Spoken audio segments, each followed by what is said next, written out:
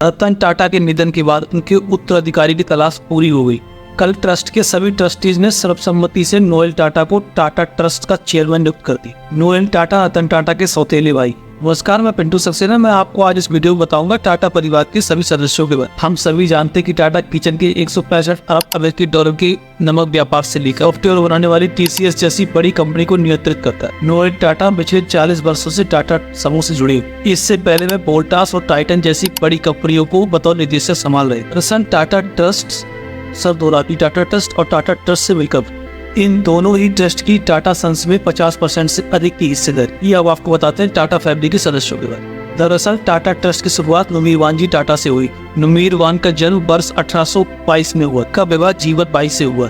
इनके 5 बच्चे थे, जिनमें से जमशेद जी टाटा ने टाटा समूह की नींव रखी। दरअसल जमशेद जी टाटा ने टाटा समूह की शुरुआत कपड़ा मिल से की।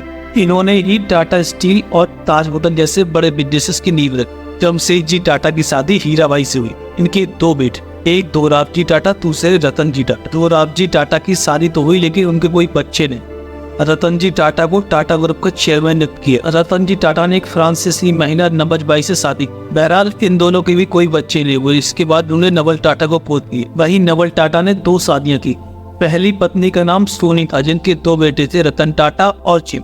इसके बाद सोनी का नवज से तलाक हो गई। इसके बाद नवज ने सिमोन नाम की एक महिला से शादी कर। सिमोन के ही लड़के का नाम है नोएल टाटा, जो रतन टाटा और जिमी के सौतेले भाई। ये ही अब टाटा ट्रस्ट की कमान सौंपी गई। ये तो आपको मालूम होगा कि रतन टाटा जी ने शादी नहीं की थी, लेकिन क्या आपको ये मालूम है कि उनके 3 साल छोटे भाई जिमी ने भी शादी नहीं। रतन टाटा के छोटे भाई जिमी मुंबई में रहते। आपको जानकर हैरानी होगी कि भाई वो अपने पास मोबाइल तक नहीं रखते, यानी बिजनेस से भी दूर रहते हैं और साधारण जीवन जीते। तलाक के बाद रतन टाटा जी की माँ ने भी दूसरी शादी कर ली थी।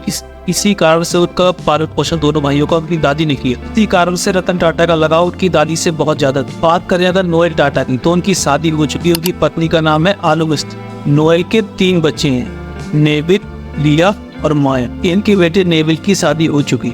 आपने साइरस मिस्त्री का नाम तो सुना होगा, जिन्हें कुछ सालों पहले रतन टाटा का उत्तराधिकारी बनाया गया, लेकिन जिन्हें बाद में पद से हटा दिया। दरअसल साइरस मिस्त्री नोएल के साले। नोएल की 2 बहनें भी हैं, सिरी और टीना। नोएल के बेटे नेविल के भी 2 बच्चे हैं, जमशेद टाटा और टियाना टाटा। इनको रही टाटा की फैमिली। दरअसल टाटा फैमिली पारसी समुदाय से आती। पारसी समुदाय में प्रथा प्रचलित है जिसे कहते हैं दखमा। दरअसल दखमा में इंसान के मरने के बाद उसके शरीर को एक कुएं की आकारनुमा संरचना पर रख दिया जाता है गिद्धों को खाने के। लेकिन कोरोना के बाद से अधिकांश पारसी इस प्रथा से दूर होते गए। रतन टाटा जी को भी हिंदू रीति रिवाजों के अनुसार चलाया गया। राजीव गांधी जी के पिता फिरोज गांधी भी एक पारसी थे। उनका अंतिम संस्कार भी हिंदू रीति रिवाजों से ही किया गया।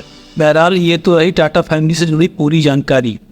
रतन टाटा जी के बारे में आपको जितना भी बताया जाए उतना कम। अगर आपको जानकारी अच्छी लगी हो तो कृपया वीडियो को लाइक और शेयर जरूर करें। साथ ही हमारे चैनल को सब्सक्राइब करें और मेरी प्रोफाइल को फॉलो जरूर।